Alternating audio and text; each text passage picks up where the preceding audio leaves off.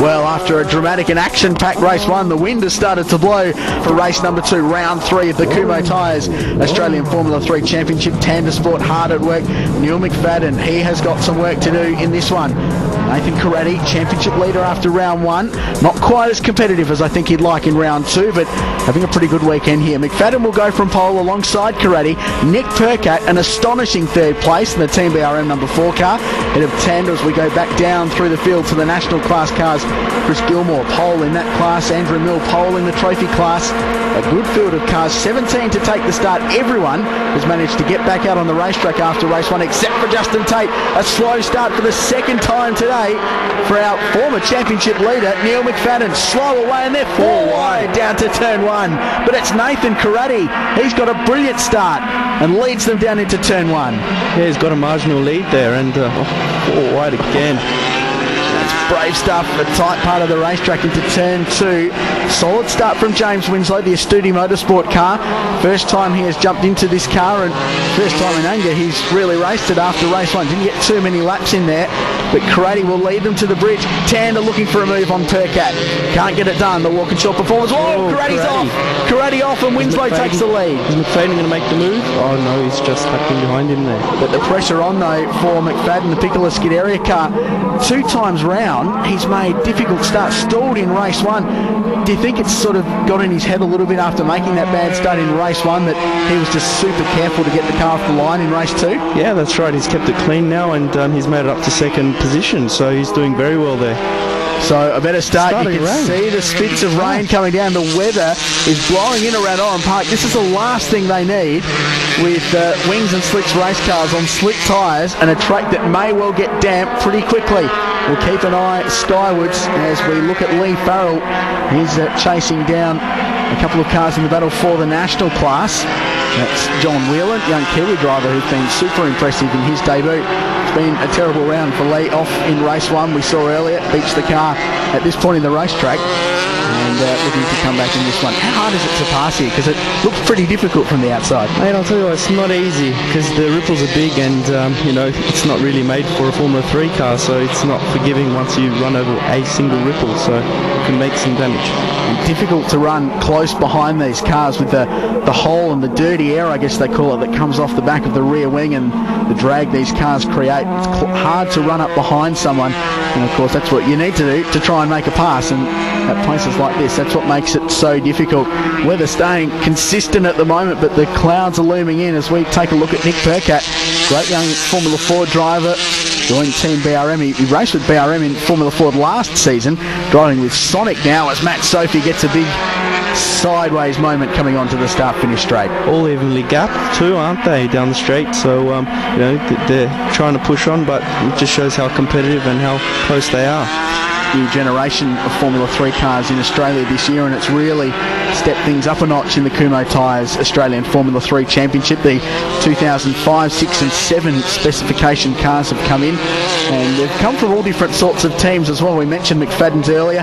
Leanne Tander's car has come from the High-Tech team, British Championship winning team from last season. Nick Percat's car there in the signature European Formula 3 team. Matt Sophie's car from Carlin Motorsport. So the great thing is they've had all these little developments put in, little winglets here and there, and it's really sort of Formula 1-esque. It's great for anoraks like me who love that kind of thing. Dramas for Farrell, yeah.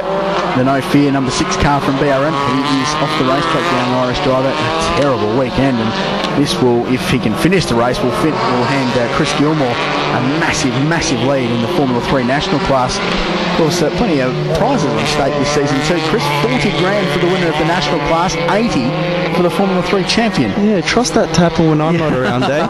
You've got yourself an A1 GP car to play with. I think you're all right. As we look at Chris Gilmore on screen, the Queenslander, always committed to the Formula 3 championship and back on board this year. Car with some preparation assistance from Artec, but Chris and his dad Errol working hard as always in the slipstream now. Corradi closing in behind James Winslow. The number 11 car just looks to the inside, and that would have been a case of him just positioning his car just to the inside to perhaps try and distract James under braking. Yeah, well, if he can try and get a good run out of the last corner and try and get a slipstream going, turn 2 is the place to make it stick. So, you just got to concentrate hard and try and keep the focus on trying to get a good run out of the last corner. But turn one in these cars at this track is pretty much flat, so not it is not flat. It's not pretty much flat. It is flat, and you would not want to go off there in one of these. Here's a dice. There you go. Come on, Matt. Matt Sophie putting the pressure on Stuart Costera, the Transwest Racing driver. Actually, it was interesting. Cameron McConville, V8 supercar driver, jumped in the second car from Transwest Racing, the 04 car, and had a bit of a steer at Oran Park at the test day. And you can imagine the eyes of a V8 driver jumping into one of these cars. Yeah. You've done both. How do they compare? Or don't they? Well, they're all competitive in their own sense, but it's quite different racing, and you got to adjust yourself to suit your style of driving in the particular car you're driving. So it's not easy, but it all takes time and experience, and these guys all seem to have the experience, and they just put on a great show, don't they? Yeah, it's been a good race. Whoa, Costera's got some massive oversteer in that car and got it very, very sideways twice off the bridge, held onto it, but he lost the position to Matt Sophie. Sophie moves up one, Costera back one as they come through a bit of lap traffic. The 35 car's been a bit taily all day, hasn't it? Yeah, it has, but just referring to what you were saying earlier about the cars being different to the V8s, these cars probably do not take any of the ripples on this track, whereas the V8s will be going straight over them. Yeah, they certainly shortcut the track a little bit more. These cars, though, round here, upwards of 5 seconds a lap faster than the V8 supercars, which shows how quick they are. Battle for the lead continues. Whoa, Karate, that was a touch. Coming through turn 3, it is so close between the top 3 cars now. And Neil McFadden has recovered from his slow start, and the championship leader coming into the round is putting the pressure on Nathan Karate. Meanwhile, Karate, the Team BRM driver, putting the pressure on James Winslow. In 4th place is Nick Percat, Leanne Tander is 5th, Sophie is 6th, Costera is 7th, and Chris Gilmore is your national class leader in 8th place. In the 04. Yep, doing a great job. 04 cars, the 2004 cars for the national class. This is a great story for Winslow, though, after he's lost his sponsor after the first 2 rounds of the championship. Jumped into this seat when it became available for Studi Motorsport. The car only arrived in the country 3 or 4 weeks before this round, and they had a very rushed time, I guess, to get it ready. They didn't do a rushed job. They're a very professional team, but it was a very quick process to build this car up. It's running a Renault engine, probably the only 07 spec car in the world doing that. James has jumped in. He's been quick all weekend long, and he's currently leading race 2. It's been a great performance. Yeah, it is a process, isn't it, preparing the car prior to the weekend. You've all got to get everything right, all the bits and pieces. So, if you don't get that right, you could be 10 slow, and that can make a dramatic difference. And not enough credit, I guess, is paid to the teams and the engineers that work on these cars to set them up and make them go quickly. Here's a car moving pretty quickly on its own. Is Ash Samadi, the Shell Racing Solutions car from the Studi Motorsport.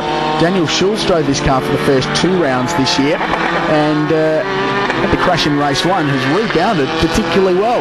He's currently in a podium position in the Formula 3 national class. This corner, if you can get a good run out of there, is try and keep nose to tail and try and get a slipstream going, and try and tuck it in into turn 2.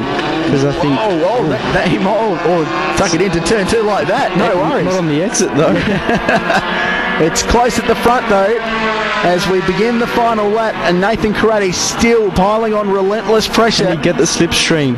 He's got to run, looks to the inside. Winslow goes heavily defensive. Final lap at Oran Park, and the pressure is on for our race leader. He will be holding on with everything James Winslow has got, and he's got a lot to give. He has heaps of Formula 3 experience. He's a champion in Asia. He's a champion in the ARP series in Great Britain. He's done a lot of racing. He's even raced in A1GP. He's done some rookie driving stuff for Team GBR, your rivals. But he's doing a great job and grimly holding on from Nathan Karate. He's pulled a couple of car lengths over Nathan Karate over the dogleg for what will be a hugely emotional victory for not only James Winslow but the Studi Motorsport team. Checkered flag will fly, and James Winslow wins at Oran Park. Fantastic drive to beat Nathan Karate to the line in a very, very close race. I'm just really pleased to repay back the guys who've put faith in me driving the car. To be honest, this is their big victory. It's good for me to win, but I'm just pleased for the guys with a new car, new team. I'm just really pleased they've done a fantastic job this weekend.